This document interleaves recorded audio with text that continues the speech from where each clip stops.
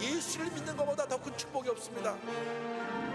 왜냐하면 예수님이 우리의 절대 희망이 되시기 때문인 것입니다.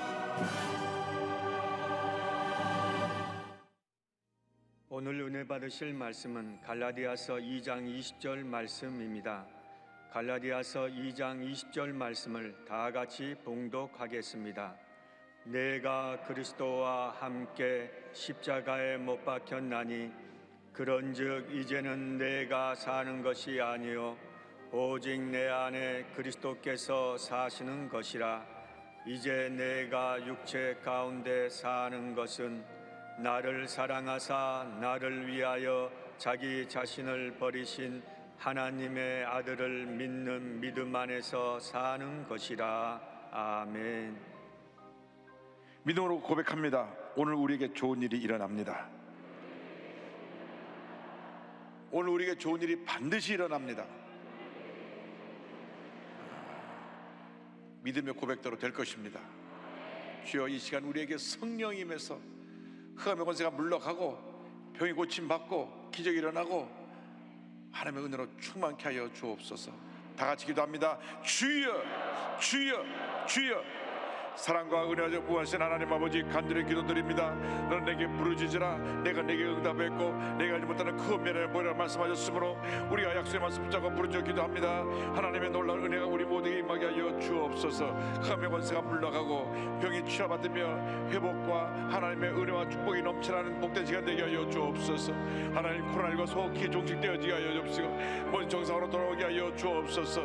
하나님, 주의 올로 목사님 주님께서 함께하여 주셔서 건강을 회복시켜 주고 맡긴 사명 감당할 수 있도록 은혜 내려 주옵소서.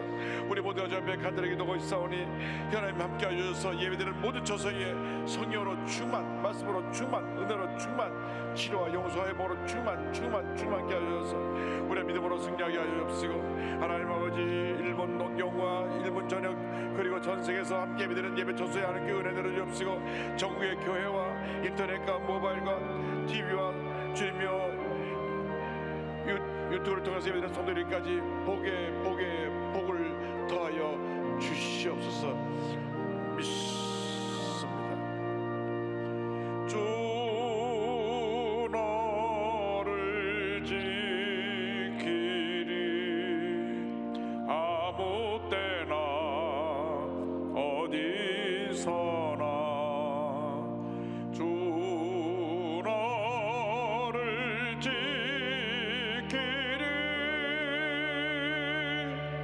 늘 지켜주시리.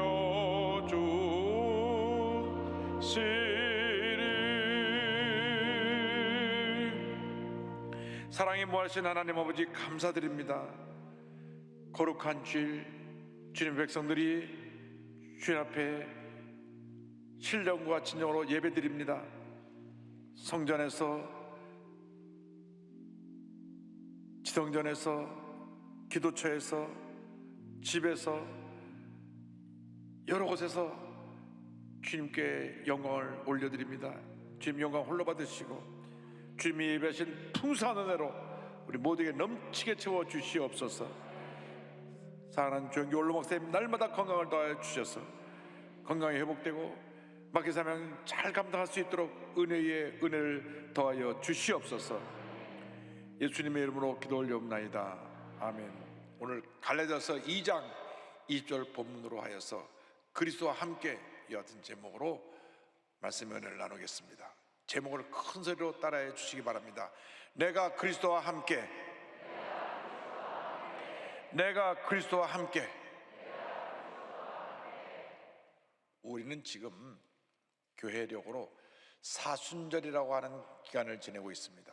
사순절은 40일 동안 주님의 십자가 고난을 묵상하면서 경건하게 보내는 그러한 기간을 말하고 영어로 렌트라고 말을 합니다. 이것은 AD 325년 니케아 종교회의에서 정해서 주님의 고난을 기점으로 해서 40일 전에는 우리가 세상 오락을 끊고 경건하게 보내면서 주님의 십자가 고난을 묵상하자 해서 정해놓은 기간입니다.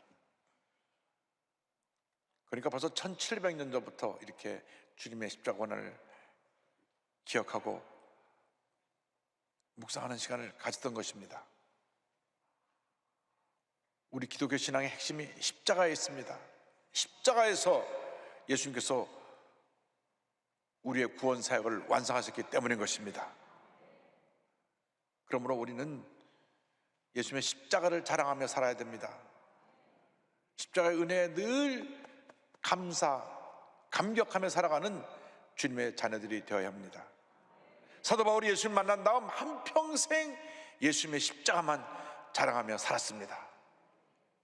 갈라디아서 6장 14절에 그는 고백합니다.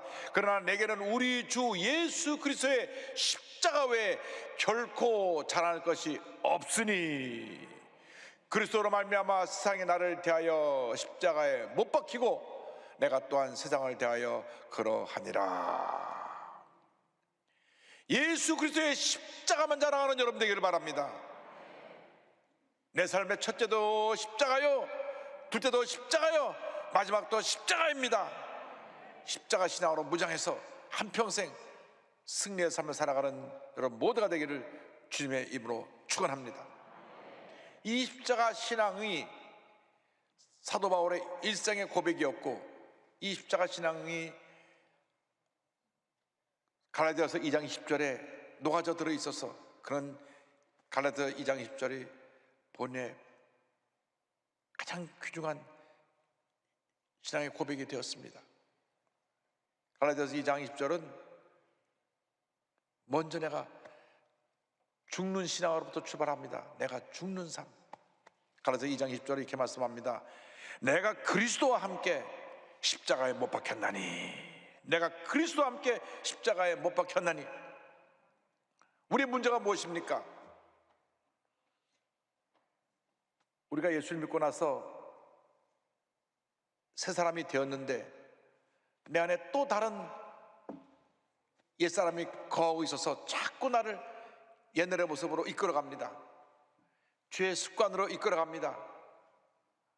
내가 새 사람이 되었음에도 불구하고 육신을 입고 있는 동안에는 옛사람을 벗어버릴 수가 없습니다. 그래서 신앙생활은 예수 믿는 그날부터 하늘나라 갈 때까지 끊임없는 갈등과 영적 전쟁이 그 삶에 있는 것입니다. 성령으로 충만하면 옛사람이 죽고 주님이 나와 함께 하시고, 성령 충만에 떠나가면 옛사람이 싹 다 다시 나를 점령해서 미워하고 분노하게 하고 상처받게 하고 절망에 처하게 합니다. 그래서 우리가 늘 옛사람과 싸워야 됩니다. 옛사람은 십자가 못 박아야 되는 것입니다. 옛사람의 모습은 절망 그 자체였습니다. 사도 바울이 로마서 7장에 이렇게 탄식합니다. 18절 19절입니다. 내 속 곧 내 육신에 선한 것이 거하지 아니하는 줄을 아노니 원함은 내게 있으나 선을 행하는 것은 없노라. 내게 원하는 바 선은 행하지 아니하고 도리어 원하지 아니하는 바 악을 행하는도다. 악을 행하는도다. 안타깝게 그는 이 육에 속한 그 죄의 모습을 보고 탄식합니다. 24절입니다. 오호라 나는 곤고한 사람이로다. 이 사망의 몸에서 누가 나를 건져내랴. 이 옛사람이 문제입니다. 그래서 우리의 신앙은 내가 죽는 것으로부터 출발합니다. 내가 죽어야 합니다. 나를 십자가에 못 박아야 합니다. 사도 바울이 예수 믿기 전에는 자기의 의에 사로잡혀가지고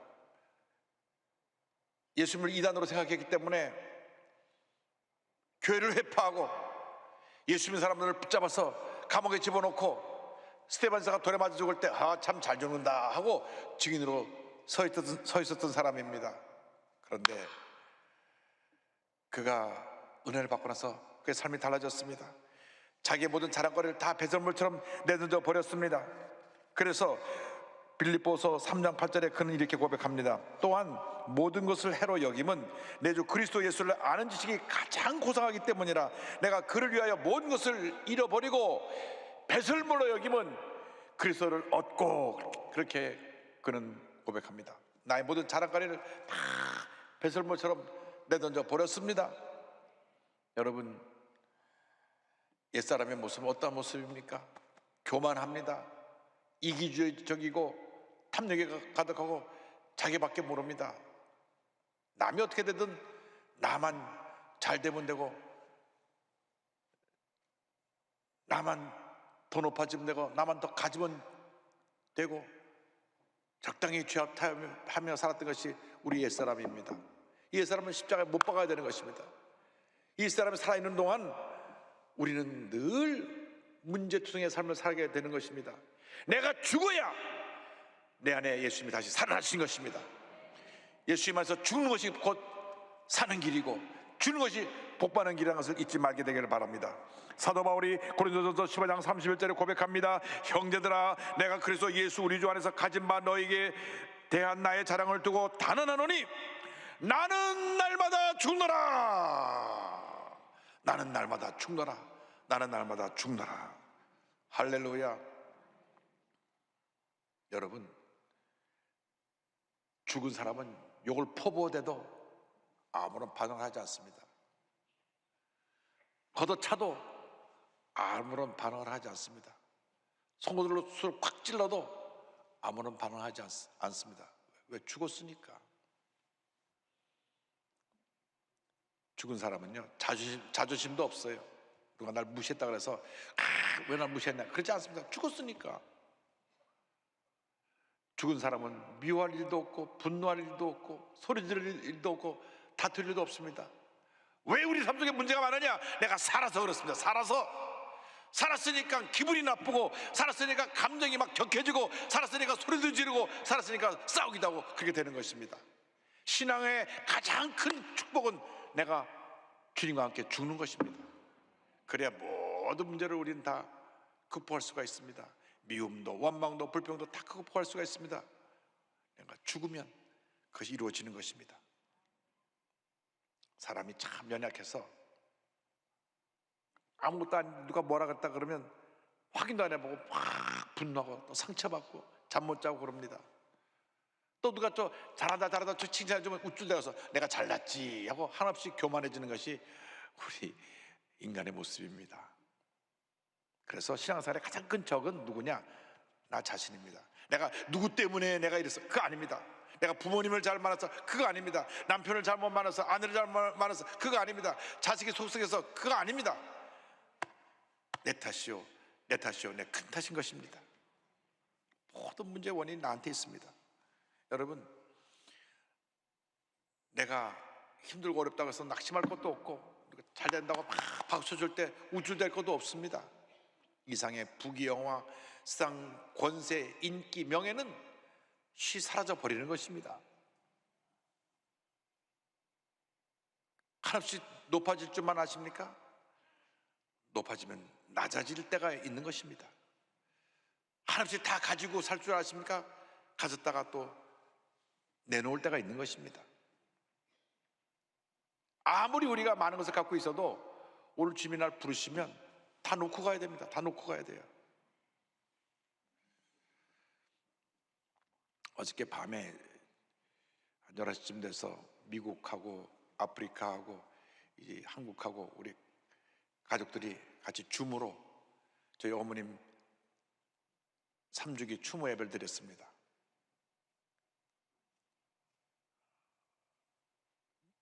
추모 예배를 드리면서 어머님의 영상을 보는데 많은 생각이 내 마음을 스쳐갔습니다. 천국에서 우리 예수님 곁에서 우리 어머님이 이렇게 날 보고 계실 텐데 내가 지금 주님 보시기에 부끄럽지 않은 삶을 살아가고 있는가? 어머님처럼 저렇게 숨을 거둘 때까지 열심히 복음을 전하고 주님 영광에 살다가 주님 품에 안기는 그런 모습으로 내가 살아가고 있는가? 부끄러웠습니다. 여러분, 죽음 앞에 장사가 없습니다. 주님 보시기에 부끄럽지 않은 삶을 살게 되기를 바랍니다. 이 세상은 그저 우리가 잠시 있다가는 나그네길 인생이요, 아침 안개처럼 쉬 사라지는 것이 우리의 인생인 것입니다. 그렇기 때문에 우리가 이 짧은 인생을 사는 동안 큰 은혜 받기 위해서는 내가 죽어야 되는 것입니다. 내가 죽어야 우리 가정이 살고, 내가 죽어야 이 교회가 살고, 내가 죽어야 이 사회가 살고, 내가 죽어야 이 나라가 사는 것입니다. 안 죽은 사람들이 나나나 하다 보니까 이 나라가 문제가 많은 겁니다. 안 죽은 사람들이 막 땅을 막 사들여가지고 이번에 신도시 발표가 나니까 뭐 온 나라가 다 뒤집혔습니다. 자기밖에 몰라요. 어렵고 힘들고 고통당하는 이웃을 모르기 때문에 자기만 알고 자기만 많은 것을 가지고 그거 갖다 움켜쥐려다가 큰 어려움을 당하고 있는 것입니다. 여러분, 이것은 주님이 우리에게 주는 경고의 메시지인지도 모릅니다. 이상한 것을 너무 움켜쥐라고 하지 말고 주님 앞에서 내가 죽고 주님 받으신 그 은혜를 베풀고 나누면서 살아가라, 우리에게 주는 메시지인 줄 믿습니다. 여러분, 날마다 죽으십시오. 어떻게 내가 죽을 수가 있습니까? 내 입으로 죽을 수가 없습니다. 우리가 주님과 함께 하여야 합니다. 말씀을 읽고 간절히 기도할 때 성령이 임해서 내가 그리스도와 함께 십자가에 못 박히게 되는 것입니다. 늘 주여로 말씀을 묵상하시기 바랍니다. 말씀을 통해서 변화되고 치료받고 회복되는 은혜가 있게 되기를 바랍니다. 그렇게 될 때 하나님의 축복이 임하게 될 것입니다. 내가 죽고 나면 둘째로 예수 그리스도를 주인으로 모시고 살아갈 수가 있습니다. 20절은 이렇게 이어집니다. 그런즉 이제는 내가 사는 것이 아니요 오직 내 안에 그리스도께서 사시는 것이라. 내가 주님과 함께 십자가 못 박혀 죽으면 내 안에서 주님이 부활하셔서 나를 대신하여 살아주시고 내 삶의 주인이 되어 주시는 것입니다. 예수 믿기 전에는 내가 나의 주인이었지만 예수를 믿고 나서는 주인이 바뀌었습니다. 주님이 나의 주인이 되십니다. 내가 예수를 믿고 난 다음 나는 새롭게 변화된 축복받은 하나님의 자녀가 된 것입니다. 고린도후서 5장 17절을 말씀합니다. 그런즉 누군지 그리스도 안에 있으면 새로운 피조물이라. 이전 것은 지나갔으니 보라 새 것이 되었도다. 우리는 새롭게 변화되었습니다. 새롭게 변화된 하나님의 자녀가 되었습니다. 옛날에 늘 상처 있고 절망 속에 탄식하던 그런 옛사람이 아닙니다. 변화된 새로운 존재입니다. 우리가 예수 믿고 성령 충만 받으면 우리의 생각이 달라집니다. 우리가 거룩한 꿈을 꾸게 됩니다. 그 꿈을 믿고 붙잡고 믿음으로 고백하며 나아가게 되는 것입니다. 이것이 바로 4차원의 영성인 것입니다. 여러분이 그 같은 삶을 살게 되기를 주님으로 축원합니다. 이제는 내가 사업을 해도 사업장의 사장은 내가 아니고 우리 주님이십니다. 주님이 우리 사업장의 사장이시고 우리 보스시고 나는 그 밑에 심부름꾼입니다. 내가 집을 사도 등기부등본에는 내 이름이 있을지 몰라도 실제 집주인은 우리 주님이시고 내가 주님의 은혜로 그 집에 사는 것입니다. 내가 공부를 해도 집에서 음식을 만들어도 다 주님의 은혜를 하는 것입니다. 주님의 영광을 위해서 하는 것입니다. 왜? 내 안에 예수님이 사시기 때문에. 예수님이 사시기 때문에. 그러므로 우리 예수 믿는 사람들은 어디 가더라도 부끄럽지 않은 삶을 살아야 됩니다. 세상 사람들에게 손가락질을 받으면 안 됩니다. 왜 코로나19를 통과하면서 그렇게 교회가 문매를 맞느냐? 우리가 잘못해서 그렇습니다. 우리가 바르게 살고 우리가 사랑을 베푸면서 살고 저들에게 감동을 주었다면 그렇게 우리를 핍박하지 않았을 것입니다. 요즘 와서야 교회라는 이름 대신 종교시설로 바뀌었지만은 처음에 그 신천지가 교회라고 하는 이름을 갖고 나왔기 때문에 얼마나 문매를 맞았는지 모릅니다. 아무리 신천지가 교회가 아니라고 그래도 왜 그 교회라고 이름을 붙였는데, 그래서 우리가 도미건으로 그냥 두들겨 맞은 것입니다. 교회 내에 확진자가 한 명도 안 나와도 교회발 몇 명 났다면 그렇게 우리가 두들겨 맞았습니다. 1년이 지나고 나니까 이제는 교회라는 이름은 쓱 사라지고 종교시설로 바뀌었지만 어쨌건 우리가 잘못해서 그런 비난을 받게 된 것입니다. 이제는 예수님 나 삶의 주인이 되셔서 주님이 기뻐하시는 삶을 살게 되기를 바랍니다. 우리의 문제가 무엇입니까? 예수를 믿는다고 하면서도 예배드릴 때만 크리스찬이고 나가서는 똑같이 믿지 않는 사람들처럼 싸우고 욕하고 분노하고 다투니까 이것이 문제가 있는 것입니다. 예수님이 나의 주인이시기 때문에 예수님의 모습으로 살아야지 내 모습으로 살면 안 됩니다. 예수님이 나의 삶의 주인이 되십니다. 내가 내 삶의 주인으로 살면 한평생 상처투성의 인생을 살아갈 수밖에 없는 것입니다. 주님이 나의 삶의 주인이 되어 주셔야 나를 다스려 주시고 나를 통하여 주님의 영광을 나타내시고 주님의 일을 하게 만들어 주시는 것입니다. 로마서 14장 8절입니다. 우리가 살아도 주를 위하여 살고 죽어도 주를 위하여 죽나니 그러므로 사나 죽으나 우리가 주의 것이로다. 의로우신 예수님이 우리 안에 사심으로 말미암아 우리가 의로운 삶을 살아야 됩니다. 평화의 왕 예수님이 내 삶의 주인이 되심으로 말미암아 내 마음속에서 평화가 흘러넘쳐나야 되는 것입니다. 기쁨의 근원 되신 예수님이 내 삶의 주인이 되셔서 내 마음에 기쁨이 샘솟이 넘쳐나야 되는 것입니다. 은혜의 주님이 내 마음의 주인이 되셔서 주님의 은혜가 풍성히 넘쳐나야 되는 것입니다. 생명의 주님이 내 마음 가운데 계셔서 우리가 생명을 가지고 기쁨으로 살아가야 될 것입니다. 오늘 이후로 여러분의 삶의 주인이 내가 아니라 우리 주 예수님으로 바뀌게 되기를 주님의 이름으로 축원합니다. 셋째로, 예수님을 나의 주인으로 모시고 사는 삶은 믿음으로 사는 것입니다. 믿음으로 사는 삶. 2장 20절은 이렇게 고백합니다. 이제 내가 육체 가운데 사는 것은 나를 사랑하사 나를 위하여 자기 자신을 버리신 하나님의 아들을 믿는 믿음 안에서 사는 것이라. 이제 우리가 무엇 안에 사느냐? 예수를 믿는 믿음 안에서 사는 것입니다. 하나님은 지금도 믿음의 사람을 찾고 계십니다. 조영기 목사님께서 한평생 우리들에게 주신 말씀이 성령 충만과 믿음 충만입니다. 성령 충만하면 능력을 받는 것이요, 믿음 충만은 우리가 하나님 앞에 나아가는 우리의 삶의 모습입니다. 성령 충만 받은 사람 믿음으로 살 때 기적이 일어나는 것입니다. 축복이 다가오는 것입니다. 문제가 해결되는 것입니다. 히브리서 11장 6절은 말씀합니다.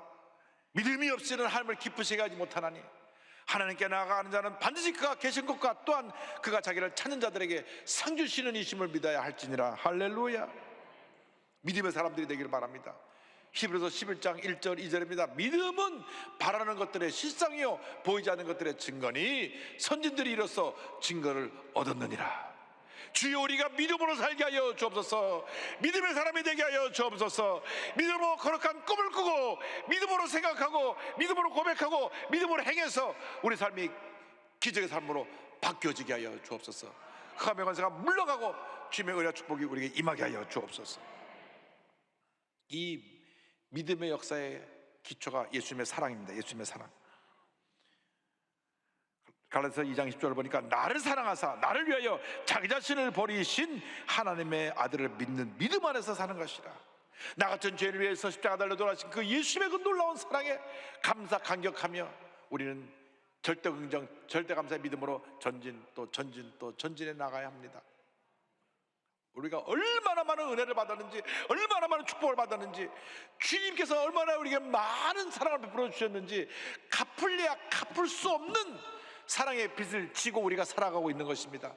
어떻게 이 사랑의 빚을 갚을 수가 있겠습니까? 그것은 예수님께서 십자가에 달려 돌아가실 때 온유를 위해 돌아가셨기 때문에 우리 주위에 아직 예수님을 모르는 사람들에게, 고난당하는 이웃에게 예수님의 사랑을 베풀 때 주님의 사랑을 갚을 수가 있는 것입니다.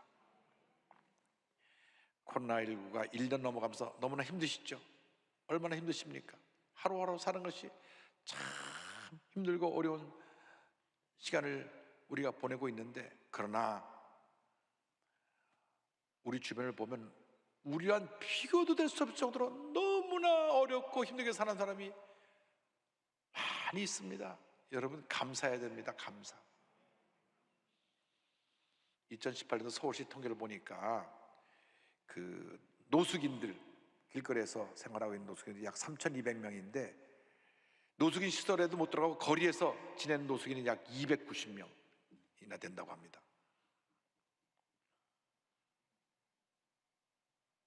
그런데 노숙인보다 조금 나았지만 정말 인간의 삶을 살고 계신 분들,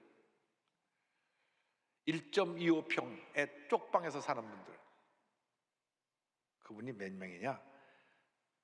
3,296명. 서울역 쪽방촌에만 700명 넘게 삽니다. 그런데요, 거기 가봤더니 방 한 칸 한 칸이 다다다닥 붙어 있는데 냉방 시설도 없고, 여름엔 덥고 겨울엔 춥고, 난방 시설 없으면 겨울엔 너무 춥고, 냉방 시설 없으면 여름엔 너무 덥고, 수도도 없고, 뭐 아무것도 없어요. 그런데 그 방 하나하나가 한 층에 막 2, 30개가 붙어 있는데, 복도 조금 해가지고 이렇게 비껴가지고 들어갈 수 있는 거리인데, 저 구석에 화장실 하나, 공동 화장실 하나 있어서 아침에 줄을 서야 되고, 평균 한 달 월세가 18만 2,550원인데 서울시에서 주거급여로 나오는 돈이 21만 3천 원입니다. 그러니까 21만 원 받아서 18만 원 내면 3만 원 갖고 살아야 돼요. 이렇게 힘들고 어려운 상황 속에 살고 있는 분들이 평균 그 쪽방 한 1.25평 한 평짜리 집에서 사는 평균 기간이 11.7년, 약 12년 가까이 사는 거예요. 거기에 제가 서울역 쪽방촌에 갔을 때 저희 교회 성도님 두 분이 계시더라고요. 부형님들이 두 분이 계신데 찾아오는 사람도 없고 힘들고 어렵고 고통스러운데 몸은 아프고 그냥 그것서 누워 계신데 얼마나 마음이 아팠는지 모릅니다. 오히려 좀만 돌려보면 우리가 돌봐야 될 사람이 너무나 많습니다. 우리가 이 코로나19로 어렵다 그러지 말고 우리 가진 것들 그들에게 나눠줘야 됩니다. 라면 한 박스씩 들고 가서 나눠주고, 우리가 갖고 있는 것 좀 나눠주고, 겨울에는 우리가 입지 않은 옷 중에서 입을 만한 옷, 따뜻한 옷도 갖다 주고. 그래서 우리가 사랑으로 보살펴야 됩니다. 우리는 지금 예수 믿고 나서 너무나 복받고 살면서 하나님이 기뻐하시는 그런 모습으로 살지 못하고 늘 나만 위해 살았기 때문에 이런 문제를 제대로 보지 못한 것입니다. 우리 주변에 독거노인, 소년소녀 가장, 우리 교회 나이 많은 어르신들이 많았는데 코로나 때 예배도 못 드리는 것이 핸드폰이 폴더폰이에요. 그러니까 인터넷도 안 되고 아무것도 안 됩니다. 예배를 드릴 수가 없어요.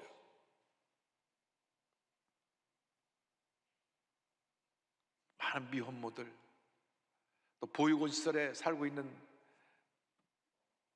많은 아이들, 18살이 되면 거기서 무조건 나와야 되는데 갈 데가 없잖아요. 그래서 우리가 영등포에 청년장학관을 만들어서 한 100명까지 수용할 수 있는데 그건 그 많은 숫자를 다 감당할 수가 없죠. 근데 진짜로 그 사람보다 더 어려운 사람이 누구냐 보니까 외국인 노동자로 한국에 와갖고 불법 체류자가 된 사람들, 작년 6월 현재 39만 8,518명, 약 40만 명이 불법 체류자가 있는데요. 이분들은 불법 체류자가 되니까 붙잡히면 추방당하니까 아파도 병원에도 못 가고, 문제가 터져도 어디다 하소연도 못하고 정말 힘든 삶을 살아갑니다. 요번에 그 확진자가 한 200명 나온 남양주 플라스틱 공장에 있는 분도 거기에 불법 체류자가 많았는데 공장 하나에서 200명이 넘게 나왔어요. 근데 40만 명 다 조사하면 얼마나 많이 나올지 모릅니다. 그 중에서 더 힘든 사람은 누구냐? 거기서 태어난 아이들. 이 아이들은 태어났는데 부모가 불법 체류자니까 그 어디에도 이 아이의 신분이 없어요. 분명히 한국에 살고 있는데 이 아이가 어디에도 흔적이 없어요. 미국처럼 미국에서 태어나만 나면 미국 시민권을 주는 제도가 있는 것도 아니고, 그래서 제가 늘 얘기하는 게 가영주권이라도 줘서 일단 태어만 나면 이 땅에 있는 동안에 의료 혜택하고 교육 혜택은 받게 하자. 이 아이들이 8살, 10살에 됐다가 불법 체류자로 있다가 한국에서 완전히 왕따 당하고 마음이 병들고 육신이 병듭니다. 아파도 병원에도 제대로 못 갑니다. 우리가 사랑의 눈을 떠야 됩니다. 사랑으로 저들을 섬겨야 됩니다. 또 선천적 장애인, 후천적 장애인, 몸에 장을 입고 있는 분들 얼마나 많은지 모릅니다. 이런 분들을 우리가 사랑으로 품어야지. 누가 품습니까? 이 세상에 그들을 돌볼 사람이 누구가 있습니까? 예수 믿는 사람들밖에 없습니다. 여러분이 앞장서서 그들을 사랑으로 품어야 할 것입니다.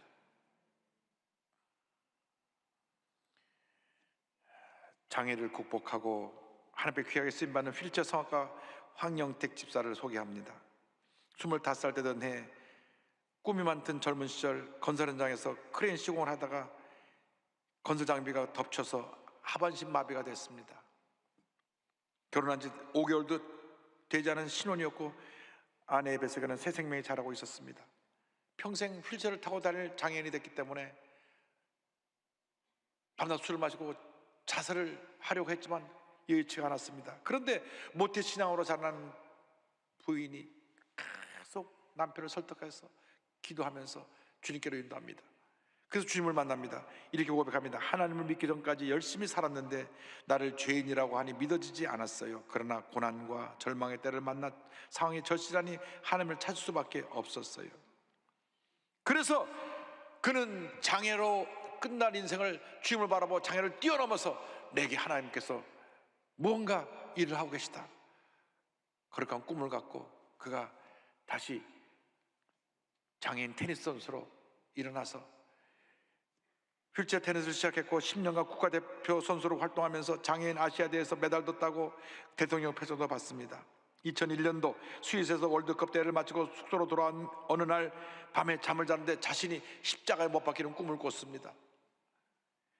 제가 십자가에 못 박히는데 얼마나 아픈지 얼마나 괴로운지 내 죄를 위해 예수님이 돌아가셨다는 것이 어떤 것인지 생생하게 경험했습니다. 잠에서 깨자마자 하나님 왜 저에게 이렇게 엄청난 꿈을 주십니까? 제가 십자가에 달린 건 어떤 의미입니까? 하면서 눈물을 쏟으며 주 앞에 회개 기도를 드릴 때 주님의 음성이 들려왔습니다. 이전에 황영택은 죽고 이제는 그의 아들을 믿는 믿음 안에서 새로운 피조물로 살라 하시면서 갈라디아서 2장 20절을 주십니다. 내가 그리스도와 함께 십자가에 못 박혔나니 그런즉 이제는 내가 산 것이 아니요 오직 내 안에 그리스도께서 사신 것이라. 이제 내가 육체 가운데 사는 것은 나를 사랑하사 나를 위하여 자기 몸을 버리신 하나님의 아들을 믿는 믿음 안에서 사는 것이라. 한국에 돌아와서 기도원에 들어가서 일주일간 금식 기도하고 나서 37살인데 수능 시험을 봐가지고 성결대 성악과에 입학을 해가지고 6년 동안 공부를 해서 졸업하고 난 다음 그는 희망을 노래하는 휠체어 성악가가 됐습니다. 그 이후로 그는 TV에서 유튜브를 통해서 여러 가지 방송 채널에서 희망의 메시지를 전하고 찬양함으로써 알려지게 됐고 2018년도에는 평창 패럴림픽에서 애국가를 불러 많은 사람들에게 감동을 주기도 합니다. 그는 무료 희망 콘서트와 간증을 통해 장애인들과 또 우리 정상인 모든 사람들에게 희망과 용기를 전하는 그러한 사역자로 주 앞에 귀하게 쓰임받고 있습니다. 그는 고백합니다. 사고로 장애가 생길 수 있지만 오히려 장애를 통해 가장 크신 하나님을 알게 되고 더 값진 삶을 살게 되었습니다. 하나님 안에서는 어떤 고난도 이겨낼 수 있습니다. 소망이 끊긴 이들에게 희망을 전해주며 호흡이 닿도록 주님께 찬양할 것입니다. 할렐루야.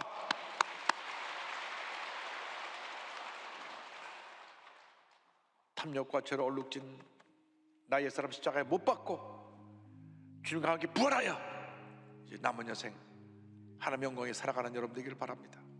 예수님의 사랑을 실천하면서 우리 주님이 가장 기뻐하시는 삶을 살다가 장차 주님이 오라 부르실 때 주님 앞에 서서 잘했다, 착하고 충성된 종아 칭찬받는 여러분 모두가 되기를 바랍니다. 여러분, 주님 여러분 한 사람 한 사람을 너무나 사랑하십니다. 이제 남은 여생 주님의 영광에 살아가는 주님의 귀한 일꾼들이 다 되십시다. 우리가 믿음으로 고백합니다. 십자가를 질 수 있나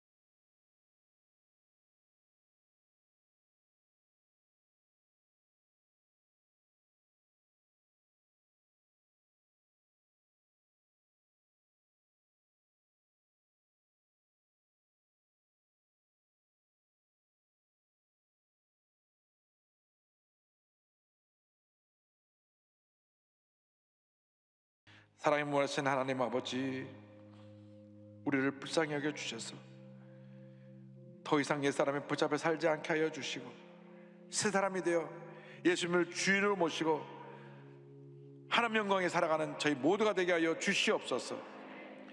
예수님의 이름으로 기도 올리옵나이다. 아멘.